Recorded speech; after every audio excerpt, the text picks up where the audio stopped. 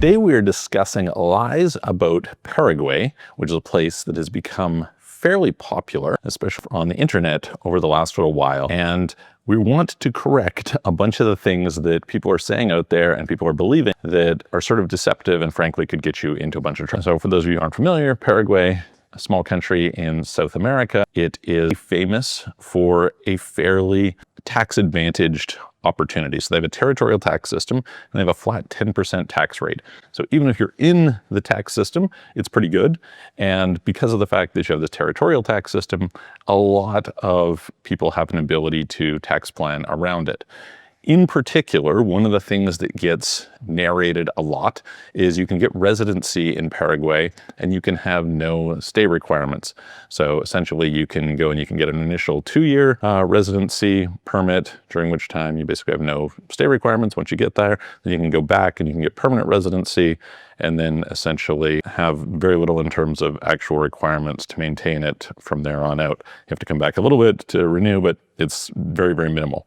It's a fairly easy process to do. It's not that expensive. And so as a result, off you go. This being said, what is it that is the complete and utter nonsense that people tend to believe or are pitching about this?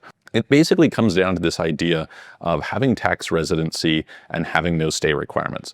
So I've done a bunch of videos in the past where I've talked about some of the intricacies and nuances of tax residency, and it is a deeply misunderstood topic. People tend to believe the exact opposite of what they should believe, which is they are obsessed with tax residency. You should be obsessed with tax non-residency, okay?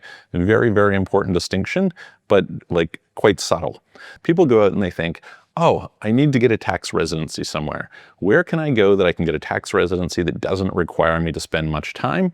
Ideally, no time. And so you've got places like Cyprus where you can be tax resident there if you're only 60 days a year there, UAE where you can be 90 days a year there and get tax residency. There's a few other ones that are fairly close, but certainly Paraguay just dominates in the ability that you can get tax residency spending no time there. And so a bunch of people think, oh, this is this low, essentially no tax for you situation. You just don't spend any time there. You have no local income and you're tax resident and wonderful, right? So the issue here is that just because you have tax residency in one country doesn't make you non-tax resident in another country.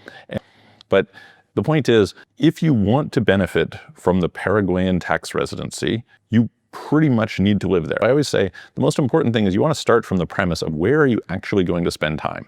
So don't start from the premise of what is the tax residency I can get where I can spend no time there, because you're going to be somewhere. And so the question is, where are you going to be?